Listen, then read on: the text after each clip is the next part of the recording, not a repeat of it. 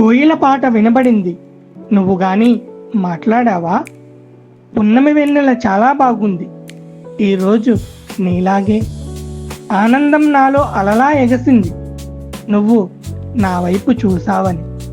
ఇంద్రధనుసులో red colour miss అయ్యింది. అది వచ్చి నీలో చేరింది.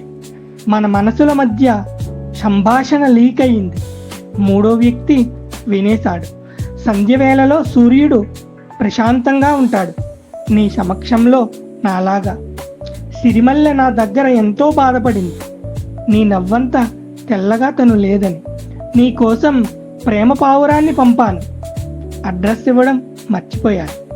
నాపై పూల వర్షం కురిసింది. ఎవరైనా నిన్ను నవ్వించారా?